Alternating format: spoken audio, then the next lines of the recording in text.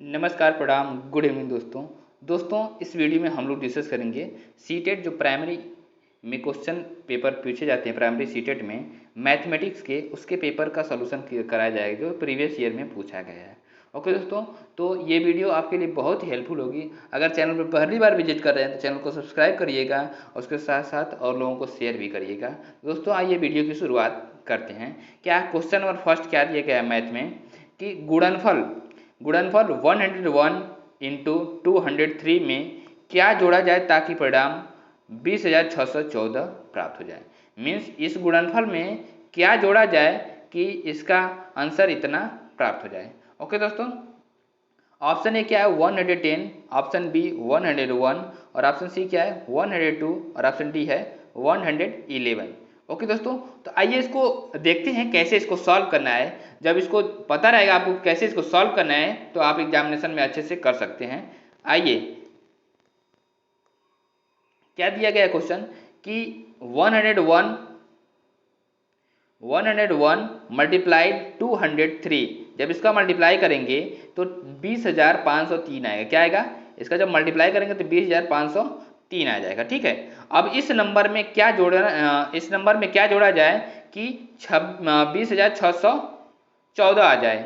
Okay दोस्तों, तो इसमें अब जब अभी जोड़ी जाने वाली संख्या निकालना है तो 20,614 में से 20,500 जो 3 है, ये 20,503 ये घटा देंगे तो आएगा क्या 111 और 111 आएगा। मीन्स इसका राइट ऑप्शन हो जाएगा ऑप्शन डी 111।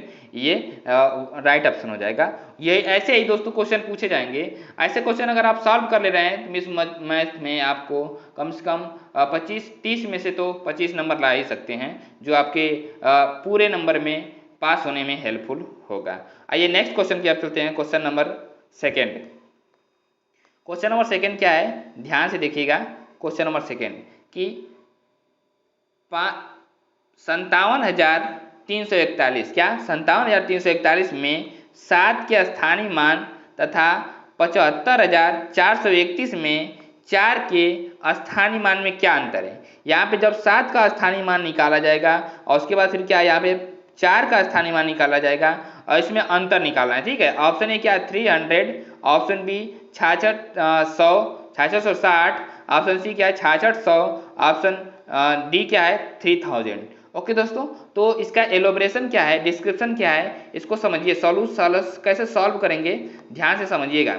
अगर मान लीजिए कि 57,341 में से 7 का स्थानीय मान निकाला जाएगा तो ये क्या 1 10 100 1000 पे है, 1 10 100 पे है तो 7 में 1000 से मल्टीप्लाई हो जाएगा। मीन्स 7000 हो जाएगा। इसका स्थानीय मान क्या हो जाएगा 7000 हो जाएगा। उसी तरह नेक्स्ट पार्ट जो है उसमें से 4 का क्या स्थानीय मान निकाला जाएगा। 75,431 में से 4 का स्थानीय मान जब निकाला जाएगा तो 1 10 100, ये 100 पे है। मीन्स 4 में हम 100 से मल्टीप्लाई करेंगे तो क्या आ जाएगा 400 आ जाएगा। ठीक है दोस्तों, अब 7000 और 400 में से सब्ट्रैक्ट करेंगे, 7000 को 400 में से सब्ट्रैक्ट करेंगे कितना आ जाएगा 6,600 आ जाएगा। क्या आ जाएगा 6,600, इसका अंतर आ जाएगा।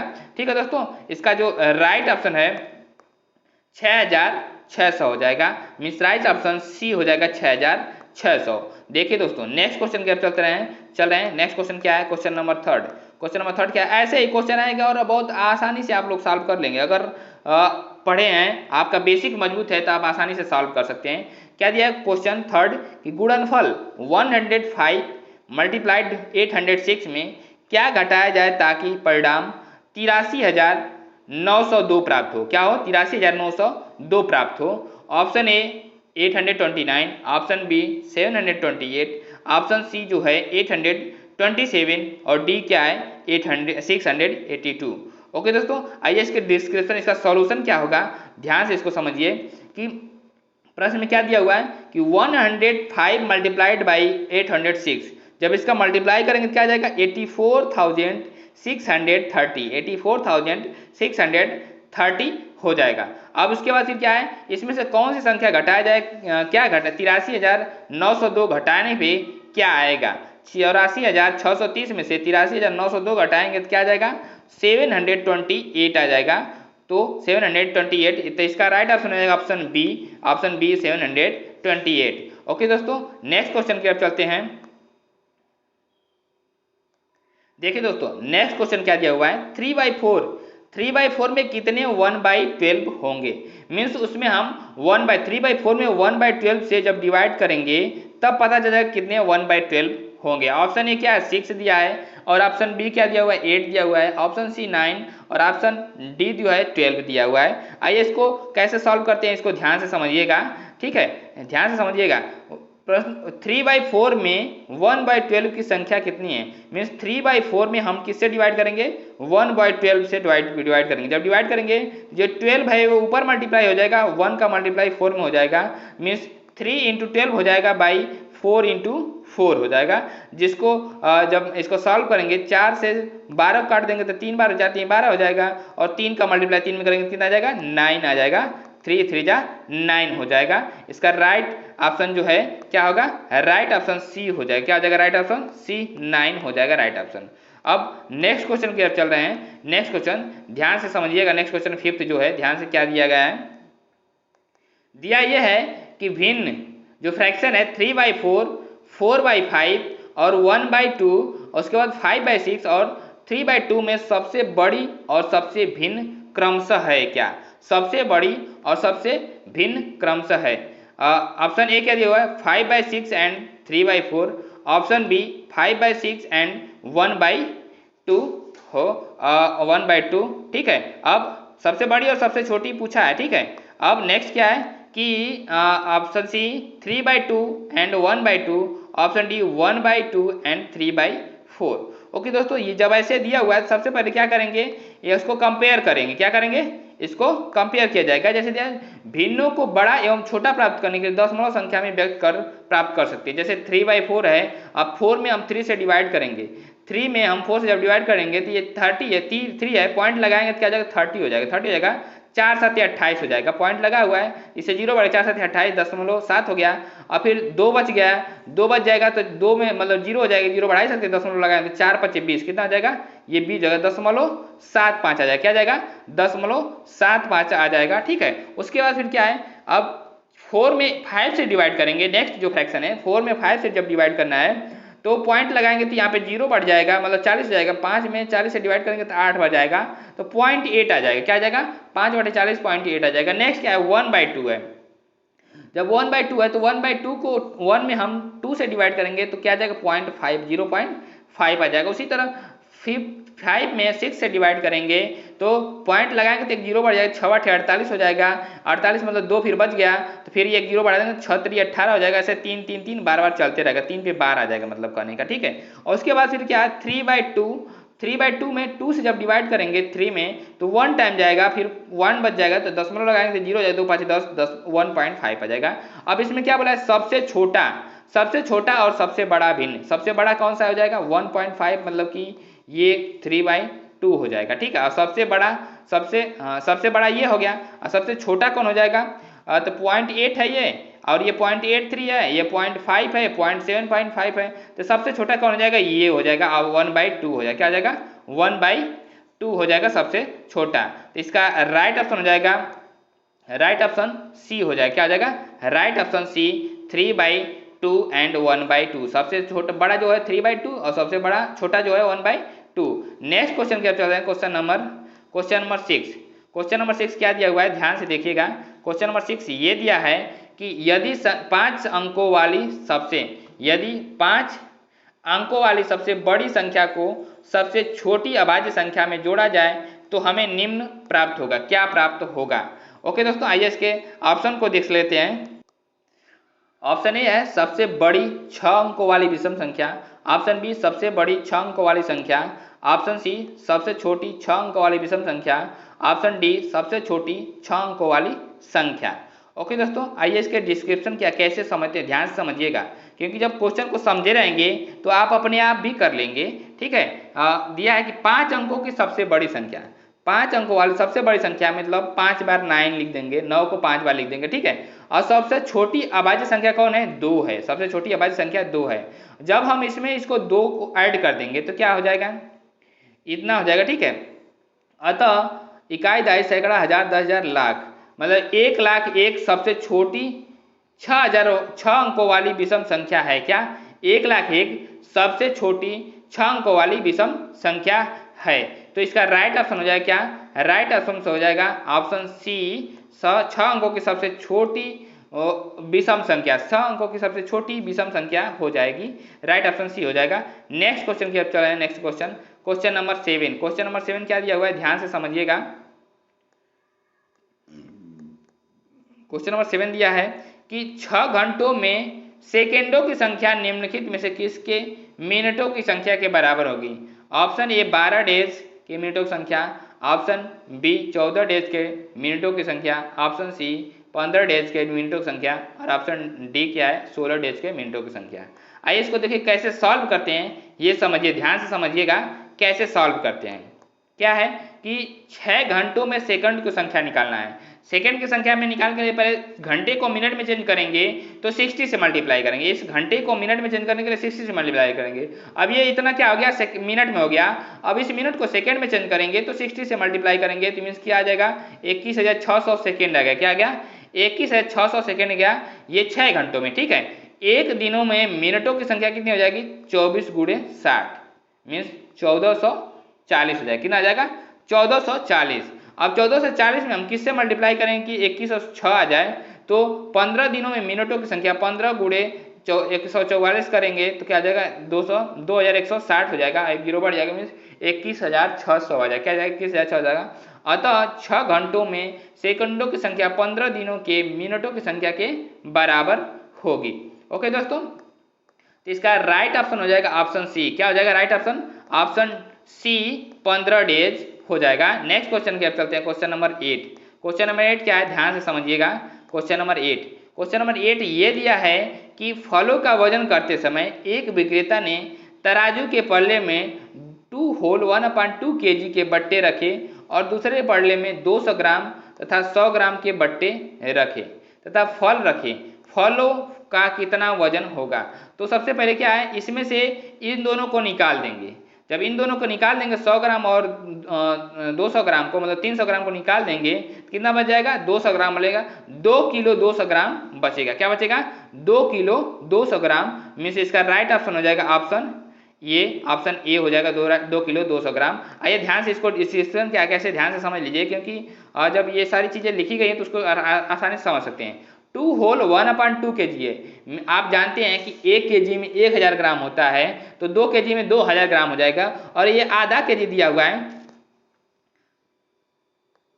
जब ये आधा kg दिया हुआ है, ये वाला आधा kg दिया हुआ है, तो इसको भी आप कितना हो जाएगा, 500 ग्राम हो जाएगा। 2000 में 500 ग्राम ऐड करेंगे तो 2500 हो जाएगा, 2500 ग्राम हो जाएगा। ठीक है, पहले पड़ले में रखे बट्टे का वजन 2500 ग्राम हो गया। ठीक है, और दूसरे पड़ले में रखे बट्टे का वजन क्या है, 300 ग्राम हो जाएगा, प्लस फल का वजन होगा। ठीक है, तो फल का वजन कितना आ जाएगा, 2500 ग्राम में से 300 ग्राम घटा देंगे तो 2200 ग्राम हो जाएगा। मतलब कि राइट ऑप्शन क्या हो जाएगा, ए हो जाएगा। राइट ऑप्शन इसका ए राइट ऑप्शन हो जाएगा, 2200 ग्राम। आइए नेक्स्ट क्वेश्चन की ओर चल रहे हैं। क्वेश्चन नेक्स्ट क्वेश्चन क्या है कि रमेश ने 19:50 बजे वाली अपनी यात्रा शुरू की और 23:20 बजे समाप्त की। यात्रा पूरी करने में लिया गया समय कितना है? 19:50 मतलब लगभग 20 बजने में 10 मिनट बाकी है। ठीक है, और उसके बाद 23, 20, 3 3 घंटा तो ऐसे हो गया।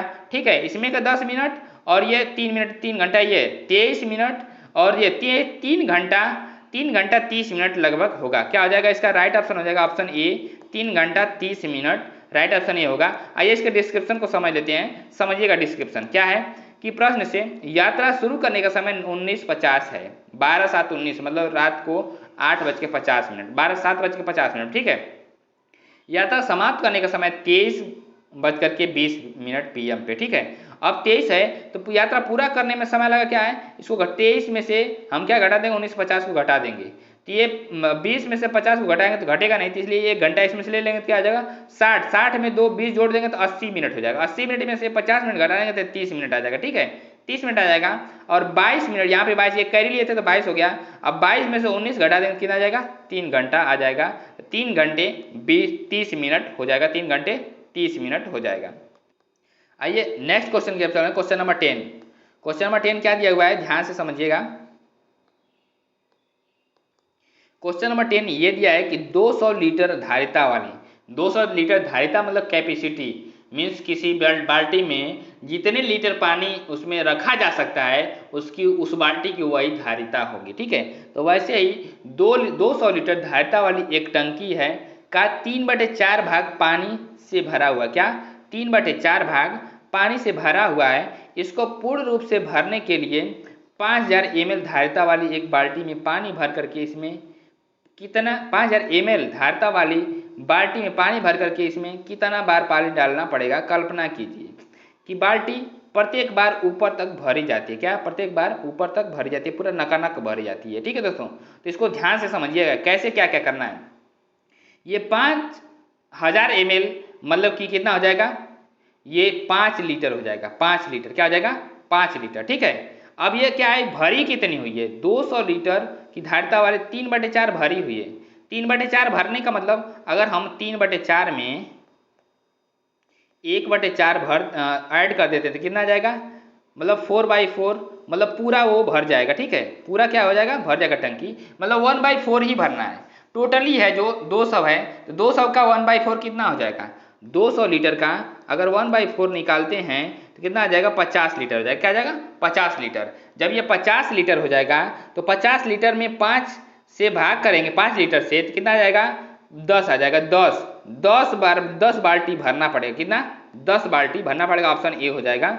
आइए इसके डिस्क्रिप्शन को ध्यान से समझते हैं, ध्यान से समझेंगे तो सारी चीज़ें समझ में आ जाएंगी। ठीक है, दिया है कि प्रश्न से टंकी की धारिता 200 लीटर है और टंकी का पानी से भरा भाग कितना है, 3/4, 200 गुणे 3/4 मतलब 150 लीटर पानी भरा हुआ है। अब केवल 50 लीटर ही खाली है, टंकी का खाली भाग कितना है, 200 माइनस 150 करेंगे तो 50 लीटर हो जाएगा। कितना आ जाएगा, 50 लीटर हो जाएगा। और बाल्टी की धारिता कितना है, 5000 ml है। कितना है, 5000 ml मतलब कि 5 लीटर हो जाएगा। कितना आ जाएगा, 5 लीटर हो जाएगा। ठीक है, जब बाल्टी की धारिता कितना 5 लीटर है। ठीक है, और टंकी इतनी खाली है, कितनी खाली है, इतनी खाली है, इसमें 50 लीटर पानी भरा जाएगा और ये बाल्टी जो है 5 लीटर की, कितने 5 लीटर की, तो 5000 ml में किस नंबर से मल्टीप्लाई करें कि ये 50 हो जाए। ठीक है, तो जब हम क्या करेंगे कितना आ जाएगा कि ये 50 लीटर है, 50 में अगर 5000 ml 5 से डिवाइड करेंगे 5 लीटर से तो कितना आ जाएगा, 10 बाल्टी 10 लीटर आ जाएगा। कितना आ जाएगा,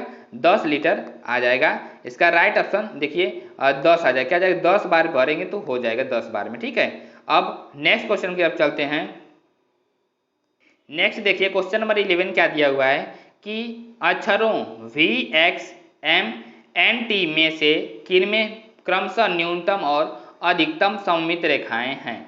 ऑप्शन ए NNX में, ऑप्शन बी NNT में, ऑप्शन सी MNX में और डी है जो XT और X में। ओके दोस्तों, तो ये समझिए ध्यान से, सममित रेखा क्या होती है उसको समझिएगा, उसके बाद आगे जो प्रॉपर्टी दिया गया है उसको भी समझिए। सममित रेखा का मतलब किसी आकृति में सममित रेखा वह रेखा होती है जिस पर मोड़ने पर आकृति के बाएं और दाएं भाग एक दूसरे से पूर्णतया संपाती हो जाते हैं। क्या होते हैं, पूर्णतया संपाती हो जाते हैं। प्रश्नानुसार V में सममित रेखाएं 1 हैं, X में सममित रेखाएं 2 हैं। कितनी हैं, 2 हैं। ध्यान से देखिएगा, X में सममित रेखाएं कितनी हैं, ऐसे खींचा गया और ऐसे खींचा गया तो 2 सममित रेखाएं। ठीक है, M में सममित रेखाएं दोनों 1 हैं। ठीक है, उसके बाद फिर N में सममित रेखा कोई नहीं, ये 0 है और T में सममित रेखा 1 है।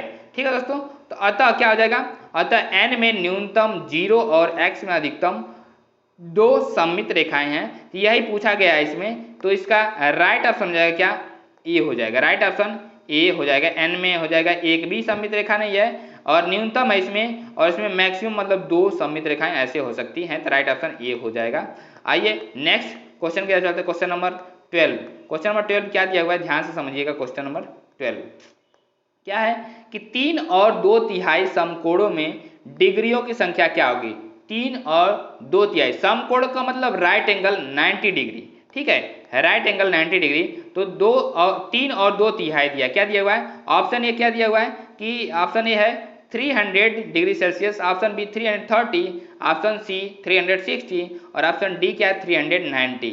ओके दोस्तों, तो ये इसको सॉल्व करते हैं। ध्यान से समझिएगा कि 3 + 3 2/3 समकोणों में, समकोण का मतलब 90 डिग्री। इसको पहले सॉल्व करेंगे, 3 3 जा 9, 9 में 2 11 ऐड कर देंगे तो 11 हो जाएगा, 11/3 हो जाएगा। क्या जाएगा 11/3 इंटू 90 हो जाएगा, 11/3 इंटू 90। और जब क्या करेंगे इसको इससे काटेंगे तो 3 3 के 9 30 आ जाएगा, 30 का मल्टीप्लाई 11 में कर देंगे तो 11 33, 330 डिग्री हो जाएगा। कितना आ जाएगा 330 डिग्री। मीन्स इसका राइट ऑप्शन हो जाएगा ऑप्शन बी 330 डिग्री हो जाएगा। ठीक है, नेक्स्ट क्वेश्चन की अब चलें, क्वेश्चन नंबर 13। क्वेश्चन नंबर 13 क्या है, इसको ध्यान से देखिएगा कि नीचे दिए गए पैटर्न का अवलोकन कीजिए और अगली पंक्ति चुनिए। 9 में से 1 घटाएंगे और फिर उसे 8 से भाग देंगे तो आएगा 1। उसी तरह 98 में से 1 नंबर का था, 1 डिजिट का था, 1 घटाए हैं, डबल डिजिट का है तो 2 घटाएंगे। 98 में से क्या है कि 2 घटाएंगे तो कितना आ जाएगा, 8 से फिर डिवाइड किया जाएगा तो 12 आ जाएगा। क्या आ जाएगा 12 आ जाएगा। ठीक है, उसके बाद फिर क्या है 987 में से ये घटते क्रम में है, 9 से 8 गया, 8 से फिर 7, 9 8 3 डिजिट का आएगा तो 9 8 7 हो जाएगा। 3 घटाएंगे और फिर 8 से भाग देंगे तो 1/1 समझ 3 आएगा। ठीक है, और उसके बाद क्या है 9 8 7 6 -4 करेंगे, क्या करेंगे -4 और डिवाइड करेंगे 8 से, क्या आ जाएगा 1 2 3 4 आ जाएगा। क्या आ जाएगा 1 2 3 4 आ जाएगा। ओके दोस्तों, तो देखिए क्या ऑप्शन क्या दिया हुआ है कि ऑप्शन ए 98756 -4 डिवाइडेड 8 1 2 3 4 है ऑप्शन ए। ऑप्शन बी क्या है कि 9876 -4 divided 8 equal to 1 2 3 4। Option C क्या है 9876 -5 डिवाइडेड 8 बराबर 1 2 3 4 5। ऑप्शन डी क्या है 9876 डिवाइडेड -4 डिवाइडेड 8 बराबर 1 2 3 4। तो दोस्तों इसका राइट ऑप्शन हो जाएगा ऑप्शन बी। क्या होगा right option option B. Means 4 अंक है, 4 घटाएंगे और 8 से भाग देंगे तो 1 2 3 4 आ जाएगा। क्या जाएगा 1 2 3 4 हो जाएगा। ओके दोस्तों, तो देखिए इसका डिस्क्रिप्शन क्या ध्यान से समझिए, ये हो गया, ये हो जाएगा, ये हो जाएगा, उसके बाद फिर क्या 1 2 3 4 आ जाएगा, मतलब बी वाला सही हो जाएगा। ठीक है, अब नेक्स्ट क्वेश्चन के क्वेश्चन नंबर 14। क्वेश्चन 14 क्या है कि निम्न तालिका का अध्ययन कीजिए और सही कथन चुनिए। ओके दोस्तों, देखिए तालिका क्या दिया है, विद्यार्थियों का पसंदीदा खेल और विद्यार्थियों की संख्या। क्या विद्यार्थियों का पसंदीदा खेल और विद्यार्थियों की संख्या। तो क्रिकेट कौन खेलता है 90 लोग खेलते हैं, वॉलीबॉल 75 लोग खेलते हैं, फुटबॉल 55 लोग खेलते हैं और बैडमिंटन 60 लोग खेलते हैं। ठीक है, अब क्या है एक विद्यार्थी केवल एक खेल पसंद करता है, एक विद्यार्थी जो है केवल एक खेल पसंद करता है। अब इसके अकॉर्डिंग ऑप्शन क्या दिया हुआ है उसको ध्यान से देखिए। ऑप्शन ए क्या दिया हुआ है, वॉलीबॉल पसंद करने वाले विद्यार्थियों की संख्या क्या होगी, बैडमिंटन पसंद करने वाले विद्यार्थियों की संख्या से कम है। और फिर ऑप्शन बी क्या दिया हुआ है, ऑप्शन बी कि क्रिकेट पसंद करने वाले विद्यार्थियों की संख्या फुटबॉल पसंद करने वाले विद्यार्थियों की संख्या से 25 अधिक है। उसके बाद ऑप्शन सी क्या दिया हुआ है, ध्यान से देखिएगा। ऑप्शन सी ये है कि फुटबॉल पसंद करने वाले विद्यार्थियों की संख्या वॉलीबॉल पसंद करने वाले विद्यार्थियों की संख्या से 15 कम है। कितना कम है 15 कम है। तो उसके बाद फिर डी वाला क्या दिया हुआ है, ध्यान से देखिएगा कि बैडमिंटन पसंद करने वाले विद्यार्थियों की संख्या क्रिकेट पसंद करने वाले विद्यार्थियों की संख्या की 2/3 है। ओके, अब इसका ये डिस्क्रिप्शन देखते हैं कैसे समझिएगा, डिस्क्रिप्शन को ध्यान से समझिएगा तभी क्वेश्चन को सॉल्व कर पाएंगे। ठीक है, क्या दिया हुआ है कि विद्यार्थियों का पसंदीदा खेल में क्रिकेट क्या है 90 विद्यार्थी हैं और वॉलीबॉल 75 विद्यार्थी हैं, फुटबॉल 55 विद्यार्थी हैं, बैडमिंटन जो है बैडमिंटन 60 विद्यार्थी हैं।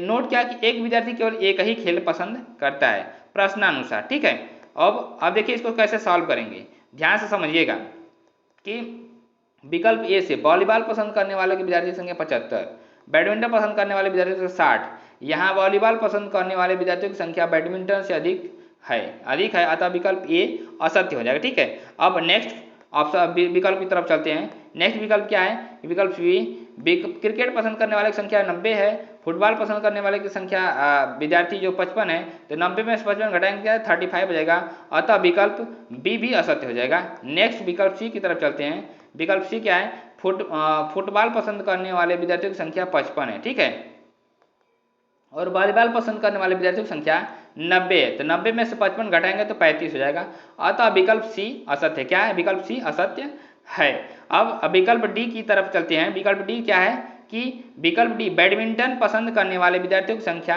6, क्रिकेट पसंद करने वाले विद्यार्थियों की संख्या का 2/3 है। तो 90 गुणे 2/3 बराबर 60 हो जाएगा। कितना आ जाएगा? 60 हो जाएगा। अतः विकल्प डी सत्य है। ओके दोस्तों, नेक्स्ट क्वेश्चन के चलते हैं। Question number 15।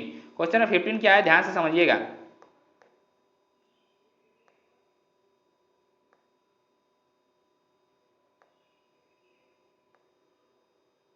क्वेश्चन नंबर 15 ये है कि गणित की परीक्षा में 30 विद्यार्थियों द्वारा प्राप्तांक निम्न है। 20 number, 18 number, 17 number, 19 number, 25 number, 24 number, 26 number, 30 number, 17 number, 19 number, 18 number, 24 number, 16 number, 17 and so on ऐसे करके नंबर दिए गए हैं। ऐसे 30 विद्यार्थी हैं, ठीक है। 20 से कम अंक प्राप्त करने वाले विद्यार्थियों की संख्या तथा 20 या उससे अधिक अंक प्राप्त करने वाले विद्यार्थियों की संख्या का अंतर क्या होगा? ऑप्शन क्या दिया हुआ है, ध्यान से देखिएगा। ऑप्शन ए दिया हुआ है कि 1, ऑप्शन बी 2 और ऑप्शन सी 3 और ऑप्शन डी क्या है 4। आइए कैसे सॉल्व करते हैं इसको ध्यान से देखिएगा। ध्यान से देखिएगा क्योंकि ये सब क्वेश्चन जो है ना बहुत बड़े क्वेश्चन हैं। इसको सॉल्व करने में आपको टाइम भी लगेगा। बेसिक कॉन्सेप्ट क्लियर होना चाहिए, ठीक है। गणित की कक्षा में 30 विद्यार्थी की संख्या है, जिसको हम लोग क्या घटते हुए क्रम में लिख लेंगे। घटते हुए क्रम में लिख लिया गया, ठीक है। तो 20 से कम अंक प्राप्त करने वाले विद्यार्थियों की संख्या कितनी हो जाएगी? 9, 11, 14, 15, 16, 17, 17, 17, 17, 18, 18, 18, 19, 19, कुल मिलाकर के 16 जो स्टूडेंट हैं वो 20 से कम पाए हुए नंबर, ठीक है। 20 या उससे अधिक अंक प्राप्त करने वालों के विद्यार्थियों की संख्या क्या है? तो 20 से लेकर 20, 20, 20, 20, 23, 23, 23, 24, 25, 25, 26, 26, कुल मिलाकर के 14 विद्यार्थी हैं जो 20 से अधिक पाए हैं। अब इसका डिफरेंस करना है, क्या करना है? इसका डिफरेंस करना है। तो अभिष्ट अंतर हो जाएगा 16 - 14 बराबर कितना आ जाएगा? 2। तो इसका राइट ऑप्शन हो जाएगा 2। मीन्स कौन सा राइट ऑप्शन हो जाएगा? ऑप्शन बी राइट ऑप्शन हो जाएगा। ऑप्शन बी 2 हो जाएगा। नेक्स्ट क्वेश्चन की ओर चलते हैं। Question number 16। क्वेश्चन नंबर 16 क्या है, ध्यान से समझिएगा। अब ये क्या पेडागॉजी, इसके पहले तो क्या मैथ जो आता है वो होता है। अब पेडागॉजी 15 नंबर जो पेडागॉजी रहेगा और 15 नंबर क्या रहेगा? मैथ से रहेगा, ठीक है। तो ये पेडागॉजी शुरू है। निम्नलिखित में से कौन सा प्राथमिक गणित पाठ चर्चा का भाग नहीं है? तो ऑप्शन ए प्रायिकता, ऑप्शन बी प्रतिमान पैटर्न्स और ऑप्शन सी क्या है? आंकड़े का प्रबंधन, ऑप्शन डी जो है क्या? अनुमान, ठीक है। तो क्या है कि ऑप्शन बी जो है पैटर्न, प्रतिमान तो ये है ही, मतलब 1 to 5 में। उसके डाटा हैंडलिंग भी है, डाटा हैंडलिंग भी 1 to 5 में है। उसके बाद एस्टिमेटिंग भी 1 to 5 में ही है, ठीक है दोस्तों। तो इसका राइट ऑप्शन हो जाएगा ऑप्शन ए, जो कि 1 to 5 में प्रोबेबिलिटी नहीं है। क्या है? प्रोबेबिलिटी नहीं है। राइट ऑप्शन ए हो जाएगा। नेक्स्ट क्वेश्चन के चलते हैं। क्वेश्चन जो इसका डिस्क्रिप्शन है, ध्यान से समझ लीजिए डिस्क्रिप्शन कि प्राथमिक गणित पाठ चर्चा के भाग हैं आंकड़ों का प्रबंधन, अनुमान लगाना, प्रतिमान पैटर्न, मापन, संख्या का जोड़ घटाना, गुणा भाग आदि। प्रायिकता माध्यमिक स्तर के पाठ्यक्रम का भाग है। प्रायिकता बुनियादी स्तर का भाग नहीं है। प्रायिकता जो है बुनियादी स्तर की भाग नहीं। नेक्स्ट क्वेश्चन की चलते हैं। नेक्स्ट क्वेश्चन क्या है? 17 क्या है, इसको ध्यान से समझिएगा। क्वेश्चन नंबर 17 क्या है कि प्राथमिक स्तर पर गणित के आकलन नियुक्ति के रूप में निम्नलिखित में से कौन सा सबसे कम प्रभावशाली है? तो ऑप्शन ए क्या है कि अवलोकन व आधारित गतिविधियां, ऑप्शन बी सत्रांत परीक्षा, ऑप्शन सी रचनात्मक आकलन कार्य और ऑप्शन डी क्या दिया हुआ है कि रूबिक्स का उपयोग। तो दोस्तों इसका राइट ऑप्शन हो जाएगा ऑप्शन बी सत्रांत परीक्षा, टर्म इंड एग्जामिनेशन। क्या? Term end examination. ओके दोस्तों, आइए इसके डिस्क्रिप्शन को समझते हैं। डिस्क्रिप्शन क्या है, ध्यान से समझिएगा डिस्क्रिप्शन कि प्राथमिक स्तर पर गणित के आकलन युक्ति के रूप में प्रभावशाली विधियां हैं रचनात्मक आकलन कार्य, अवलोकन पर आधारित गतिविधियां, ऑप्शन थर्ड क्या है रूबिक्स का उपयोग, सतत मूल्यांकन। ये सारी चीजें होती है प्राथमिक। निदानात्मक आकलन विधि और प्राथमिक स्तर पे क्या? प्राथमिक स्तर पर गणित के आकलन युक्ति के रूप में सत्रांत परीक्षा प्रश्नानुसार सबसे कम प्रभावशाली आकलन युक्ति है। अब नेक्स्ट क्वेश्चन के क्वेश्चन नंबर 18। क्वेश्चन नंबर 18 क्या है, ध्यान से समझिएगा। क्वेश्चन नंबर 18 कि राष्ट्रीय पाठ्यचर्या रूपरेखा 2005 के अनुसार निम्नलिखित में से कौन सा प्राथमिक कक्षाओं में मापन के शिक्षण का उद्देश्य नहीं है? तो ऑप्शन ए क्या है बच्चों के अनुमान लगाने के कौशल को बढ़ाना और ऑप्शन बी क्या है मापन की मानक इकाइयों से बच्चों को परिचित कराना, ऑप्शन सी क्या है ऑप्शन सी जो है कि बच्चों को मापन की मानक और अमानक इकाइयों में अंतर कराना। ऑप्शन डी क्या है, मापन से संबंधित सभी समस्याओं को हल करने में निपुणता हासिल करना। तो दोस्तों इसका राइट ऑप्शन हो जाएगा कि ऑप्शन डी हो जाएगा। क्या राइट ऑप्शन डी, मापन से संबंधित सभी समस्याओं को हल करने और निपुणता हासिल करना। ठीक है, अब इसका डिस्क्रिप्शन क्या है, इसको ध्यान से समझ लीजिए। डिस्क्रिप्शन कि राष्ट्रीय पाठ्यचर्या रूपरेखा 2005 के अनुसार प्राथमिक कक्षाओं में मापन के शिक्षण का मुख्य उद्देश्य क्या है, कि बच्चों में अनुमान लगाने के कौशलों को बढ़ाना। सेकंड क्या है, मापन की मानक इकाइयों से बच्चों को परिचित कराना। थर्ड है बच्चों का मापन की मानक और अमानक इकाइयों में अंतर करना सिखाना। प्रश्नानुसार इसका क्या हो जाएगा कि मापन से संबंधित सभी समस्याओं को हल करने में निपुणता हासिल करना प्राथमिक कक्षाओं में मापन के शिक्षण का मुख्य उद्देश्य नहीं होता है। अब नेक्स्ट क्वेश्चन की तरफ चलते हैं। Next question, question number 19। Question number 19 क्या है कि प्राथमिक कक्षा की गणित पाठ्यपुस्तक में अवधारणाएं, ऑप्शन ए जटिल से तरल की ओर बढ़नी चाहिए, ऑप्शन बी अमूर्त से मूर्त की ओर बढ़नी चाहिए, ऑप्शन सी मूर्त से अमूर्त की ओर बढ़नी चाहिए, और ऑप्शन डी क्या मानक कलन विधि द्वारा प्रस्तुत की जानी चाहिए। तो ओके दोस्तों, तो इसका राइट ऑप्शन हो जाएगा ऑप्शन सी, मूर्त से अमूर्त, ऑब्स्ट्रैक्ट से कंक्रीट से ऑब्स्ट्रैक्ट की तरफ चलेंगे, कंक्रीट से ऑब्स्ट्रैक्ट की तरफ चलेंगे। तो ऑप्शन सी राइट हो जाएगा। अब आइए इसके डिस्क्रिप्शन को समझ लेते हैं। डिस्क्रिप्शन को ध्यान से समझिएगा कि प्राथमिक कक्षा की गणित पाठ्यपुस्तक में अवधारणाएं चिंतन के आधार हैं। सरल से जटिल की ओर चलना, मूर्त से अमूर्त की ओर चलना, उदाहरण से नियम की ओर चलना, संश्लेषण से विश्लेषण की ओर चलना। ओके दोस्तों, नेक्स्ट क्वेश्चन क्या है, क्वेश्चन नंबर 20। क्वेश्चन नंबर 20 क्या है कि राष्ट्रीय शिक्षा नीति क्या निम्नलिखित में से कौन सा स्कूल शिक्षा का एक स्तर नहीं है जो कि राष्ट्रीय शिक्षा नीति 2020 से में प्रस्तावित है। तो ऑप्शन ए क्या है, बुनियादी स्तर, ऑप्शन बी प्राथमिक स्तर, ऑप्शन सी जो है कि प्रारंभिक प्रिपरेटरी स्तर, ऑप्शन डी जो है मिडिल स्तर।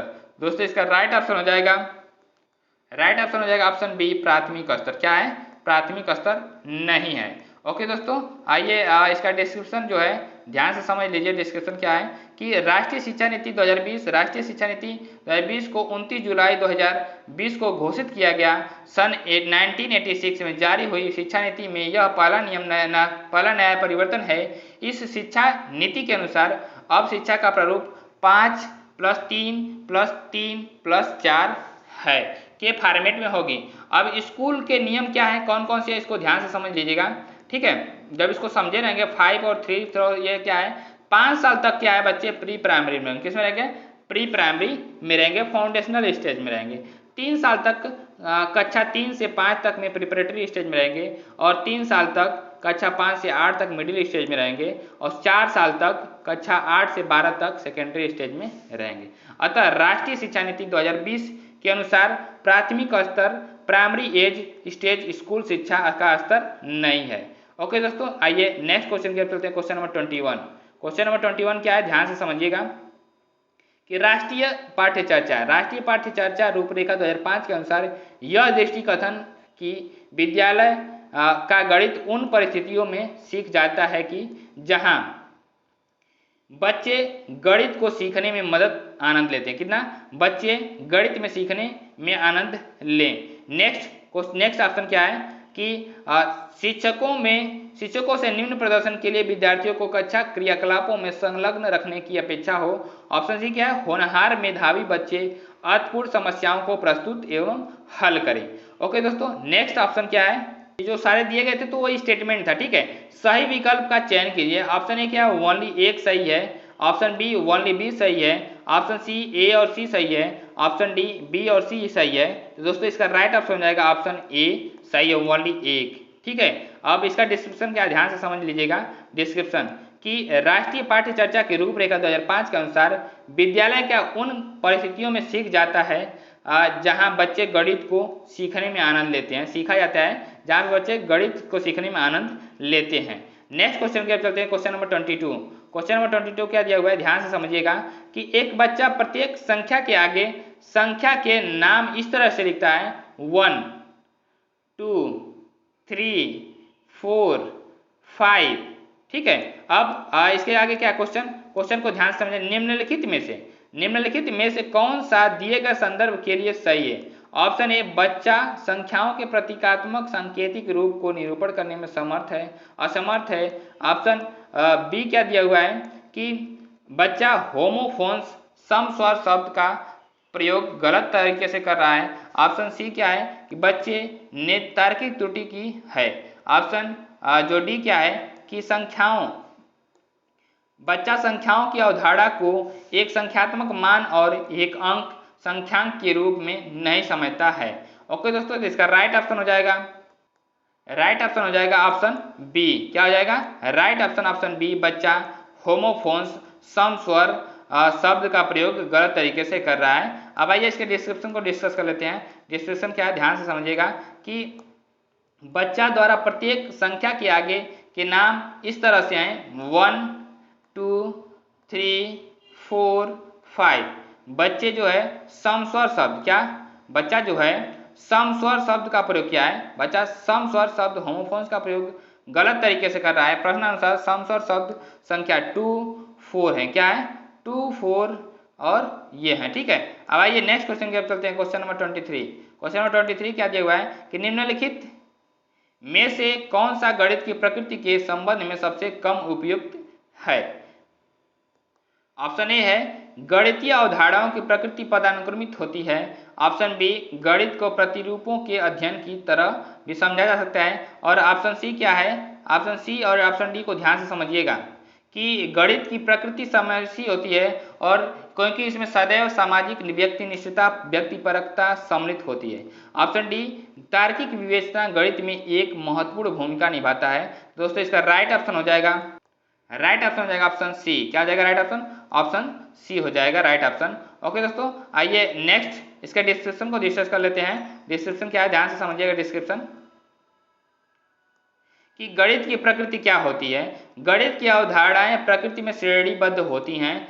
सेकंड क्या है, गणित की प्रतिरूपों से मस्तिष्क में तर्क करने की आदत बनती है। और थर्ड क्या है, गणित तार्किक विचारों का विज्ञान है। फोर्थ क्या है, गणित घटनाओं का विज्ञान है। फिफ्थ क्या है, गणित स्थान तथा संख्याओं का विज्ञान है। अतः उपयुक्त प्रश्नानुसार गणित की प्रकृति के संबंध में सबसे कम उपयुक्त विकल्प सही है, सबसे कम। ओके दोस्तों, नेक्स्ट क्वेश्चन के क्वेश्चन नंबर 24 क्या दिया हुआ है, ध्यान से समझिएगा कि दिया है कि प्राथमिक कक्षा में भिन्न का परिचय देते हुए एक प्रभावी शिक्षण योजना वह होगी जो कि आरंभ हो डैश से। किसे आरंभ हो? ऑप्शन ए, एक भिन्न की परिभाषा से। ऑप्शन बी, पूर्णांकों के पुनः स्मरण से। ऑप्शन सी, श्यामपट पर विभिन्न भिन्नों का संख्यात्मक रूप से निरूपण से। और ऑप्शन डी क्या है कि विभिन्न भिन्नों का चित्रों द्वारा निरूपण करने से। ओके दोस्तों, तो इसका राइट ऑप्शन हो जाएगा ऑप्शन डी, विभिन्न भिन्नों का चित्र द्वारा निरूपण से। ओके दोस्तों, आइए डिस्क्रिप्शन इसको क्या ध्यान से समझ लीजिए डिस्क्रिप्शन कि प्राथमिक कक्षा में भिन्नों का परिचय देते हुए एक प्रभावी शिक्षण योजना वह होगी जो विभिन्न भिन्नों को चित्रों द्वारा निरूपित करें। और क्योंकि प्राथमिक स्तर के बच्चे मूर्त वस्तु एवं चित्रों के माध्यम से जल्दी सीखते हैं। ओके दोस्तों, नेक्स्ट क्वेश्चन के क्वेश्चन नंबर 25।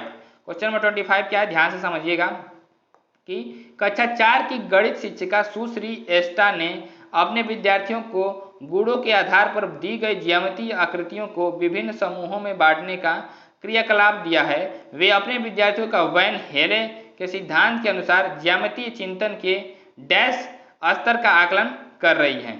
तो इसका राइट ऑप्शन क्या है?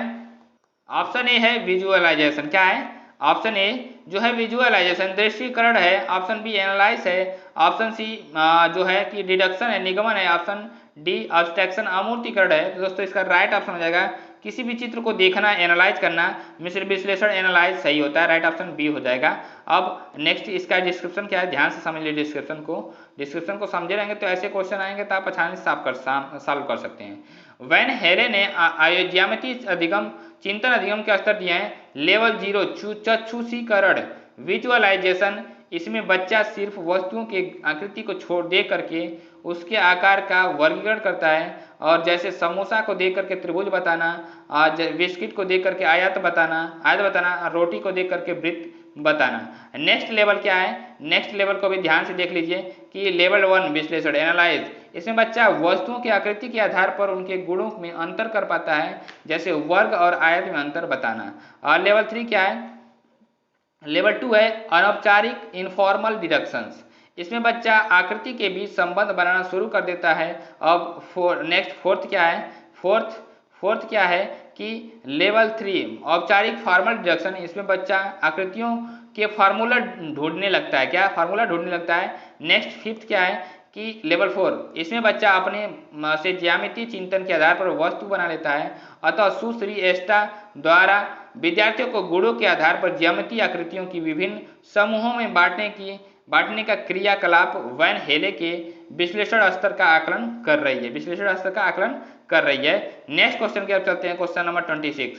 क्वेश्चन नंबर 26 क्या है? निम्नलिखित में से कौन सा कथन गणित की हिंदू अरबी प्रणाली के बारे में सही है? ऑप्शन ए, यह स्थानीय मान की अवधारणा पर आधारित है। ऑप्शन बी जो है क्या कि सभी संख्याएं 0 से 9 तक 9 अंकों के परिमित समूह का प्रयोग कर रही हैं की जा सकती हैं। ऑप्शन जो बी क्या दिया हुआ है कि यह एक चित्र, ऑप्शन सी क्या दिया हुआ है कि यह एक चित्रलिपि पर आधारित व्यवस्था है। ऑप्शन डी क्या है कि किसी भी संख्या में अंकों का क्रम अपने आप में स्वतंत्र है, चाहे अंक दाएं से या बाएं से दाएं लिखे जाए। दोस्तों इसका राइट ऑप्शन हो जाएगा, इसमें जो है कि ऑप्शन करेक्ट चूज करना, क्या करना? ऑप्शन चूज करना है। तो क्या ऑप्शन है कि ऑप्शन ए क्या है कि ए और सी, ऑप्शन बी सी और डी, ऑप्शन सी क्या है? बी और डी, और ऑप्शन डी क्या है? ए और बी। दोस्तों इसका राइट ऑप्शन हो जाएगा ऑप्शन बी, सी और डी। राइट ऑप्शन क्या हो जाएगा? राइट ऑप्शन हो जाएगा ऑप्शन डी, ए और बी। क्या हो जाएगा? राइट ऑप्शन डी, ए और बी हो जाएगा। आइए डिस्क्रिप्शन को डिस्कस कर लेते हैं, ध्यान से समझिएगा डिस्क्रिप्शन।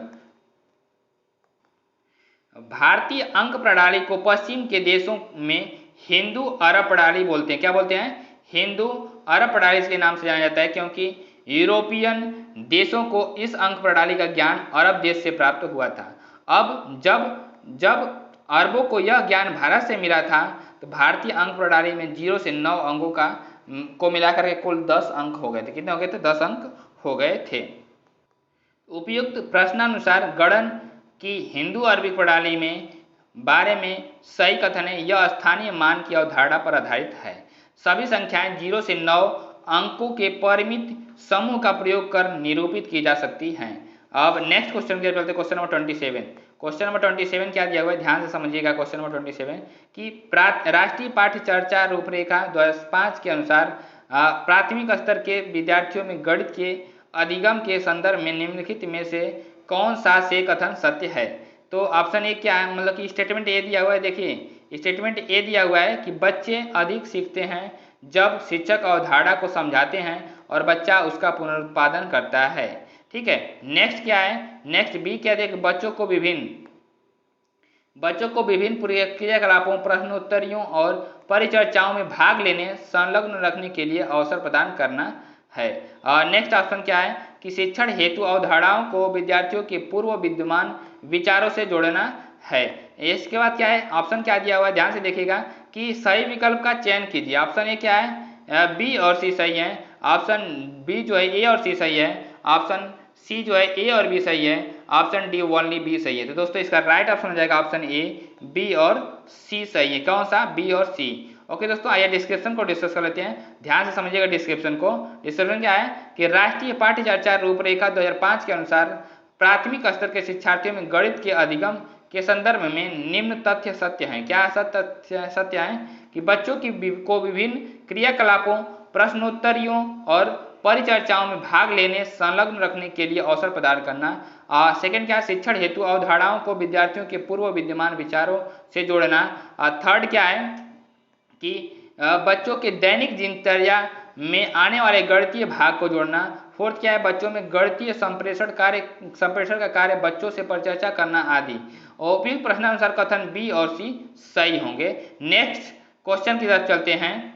क्वेश्चन नेक्स्ट क्या है? 28। क्वेश्चन 28 क्या दिया हुआ? ध्यान से समझिएगा।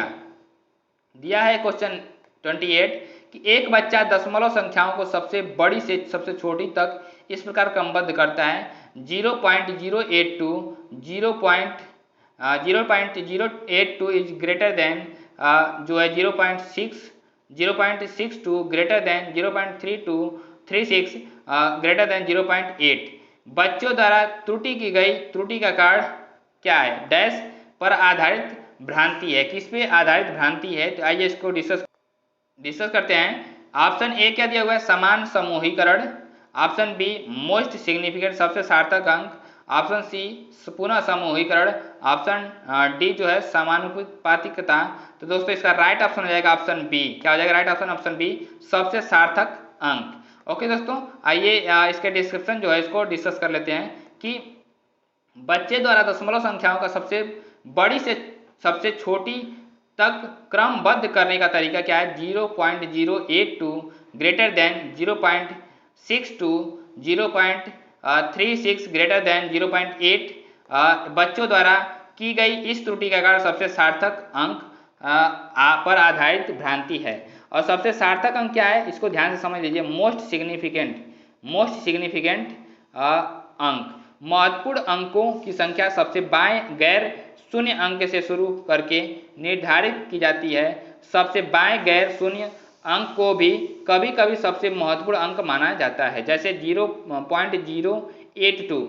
इसमें सबसे महत्वपूर्ण अंक 8 है, बाएं तरफ का 0 महत्वपूर्ण अंक नहीं है। ओके दोस्तों, उसके बाद फिर क्या है? अतः उपयुक्त दिए गए दशमलव संख्या को बढ़ते क्रम से घटता क्रम इस प्रकार होगा 0.8 greater than 0.62 greater than 0.36 greater than 0.082। Okay दोस्तों, नेक्स्ट क्वेश्चन की अब चलते हैं। Question number 29। क्वेश्चन नंबर 29 क्या है? ध्यान से समझिएगा कि निम्नलिखित में से कौन सा गणित से में संबंधात्मक समझ का सबसे कम रूप से उपयुक्त उदाहरण है? तो ऑप्शन ए क्या है? आरेखों की सहायता से विद्यार्थी संख्याओं का विभाजन समझा सकते हैं। और ऑप्शन बी क्या है कि विद्यार्थी क्षेत्रफल और आयतन के बीच के संबंध को समझाते हैं। ऑप्शन सी क्या है कि विद्यार्थी आयत के क्षेत्रफल की गणना की क्रियाविधि जानते हैं। ऑप्शन डी जो है, ऑप्शन डी क्या है कि विद्यार्थी समतुल्य भिन्नों को समझाने के लिए हस्त कौशल सामग्री का प्रयोग करते हैं। तो इसका राइट ऑप्शन हो जाएगा ऑप्शन सी हो जाएगा। क्या हो जाएगा राइट ऑप्शन? ऑप्शन सी कि विद्यार्थी आयत के क्षेत्रफल की गणना को क्रियाविधि जानते हैं। दोस्तों अब इसका जो क्या है डिस्क्रिप्शन, इसको डिस्क्रिप्शन को समझ लीजिए कि गणित संबंधित संबंधात्मक समझ तार्किक तर्क के साथ समस्याओं को हल करने की प्रक्रिया का उदाहरण है। आरेखों की सहायता से विद्यार्थी संख्याओं का विभाजन समझा सकते हैं। विद्यार्थी क्षेत्रफल और आयतन के बीच के संबंध को समझते हैं। नेक्स्ट थर्ड पॉइंट क्या है कि विद्यार्थी समतुल्य भिन्नों को समझाने के लिए हस्त कौशल सामग्री का प्रयोग करते हैं। विद्यार्थी फोर्थ क्या है? फोर्थ विद्यार्थी आयत के क्षेत्रफल का गणना कर सकते हैं। अतः प्रश्नानुसार विकल्प सी सबसे कम उपयुक्त है, क्योंकि क्षेत्रफल निकालने की कोई क्रियाविधि नहीं होती है, सिर्फ उसकी गणना की जा सकती है। दोस्तों नेक्स्ट क्वेश्चन की अब चलते हैं। नेक्स्ट क्वेश्चन 30 जो लास्ट क्वेश्चन रहेगा इसको डिस्कस करते हैं। इस वीडियो का लास्ट क्वेश्चन है। सुश्री सम्मी एक गणित की शिक्षिका ने निम्नलिखित प्रश्न अपनी कक्षा को दिया। यदि आयतों की लंबाई चौड़ाई पूर्णांक है तो उन सभी आयतों की लंबाई चौड़ाई ज्ञात कीजिए जिनका क्षेत्रफल 36 वर्ग यूनिट है। इस कार्य को देकर शिक्षिका प्रयत्न कर रही हैं। क्या कर रही है प्रश्न? ऑप्शन ए क्या है कि सारणी व्यू गुणन आयतों के क्षेत्रफल और गुणन के क्रम विनिमय के गुणधर्म की अवधारणाओं को एक साथ जोड़ने का काम कर रही हैं। नेक्स्ट ऑप्शन क्या है? ऑप्शन बी जो है कि वह विद्यार्थियों को पहाड़ों का प्रत्यास्मरण करने में सहायता करें। ऑप्शन सी क्या है कि उनके विद्यार्थी आयत के क्षेत्रफल का सूत्र याद कर लें। और नेक्स्ट क्या है? डी है जो कि ज्यामिति एवं अंगणित से संबंधित अवधारणाओं को स्पष्ट करने का। ओके दोस्तों, तो इसका राइट ऑप्शन हो जाएगा ऑप्शन ए। क्या हो जाएगा राइट ऑप्शन? ऑप्शन ए हो जाएगा राइट ऑप्शन। ऑप्शन ए हो जाएगा कि सारणी व्यू गुणन आयतों के क्षेत्रफल और गुणन के क्रम विनिमय के गुणधर्म की अवधारणाओं को एक साथ जोड़ने का। ओके दोस्तों, आइए इसका डिस्क्रिप्शन क्या है ध्यान से समझ लेते हैं कि डिस्क्रिप्शन। सुश्री सम्मी गणित की शिक्षिका द्वारा कक्षा में दिया गया कार्य यदि आयतन की लंबाई और चौड़ाई पूर्णांक है तो उन सभी आयतों की लंबाई चौड़ाई ज्ञात कीजिए जिनका क्षेत्रफल 36 वर्ग यूनिट है। इस कार्य को देकर क्या दे करके शिक्षिका साड़ी व्यू गुणन आयतों के क्षेत्रफल और गुणन के क्रम विनिमय के गुणधर्मों के अवधारणाओं को एक साथ जोड़ने का प्रयास कर रही हैं। तो नोट में क्या दिया हुआ है ध्यान से समझिएगा कि गुणन के क्रम विनिमय नियम गणित में जोड़ और गुणा के साथ संचालन से संबंधित है। दो नियमों में से कोई एक है जो प्रतीकात्मक रूप से a प्लस बी बराबर b प्लस ए और ab और ba के रूप में कहा जाता है। तो दोस्तों वीडियो यहीं पे एंड होती है। वीडियो को देखने के लिए बहुत बहुत धन्यवाद। और दोस्तों वीडियो को देखते हुए चैनल को सब्सक्राइब भी कर लीजिए जिससे कि आपके पास सारे लेटेस्ट अपडेट पहुंचते रहे और अपने दोस्तों और भी जो दोस्त होंगे उनको शेयर भी कर दीजिएगा। दोस्तों नमस्कार।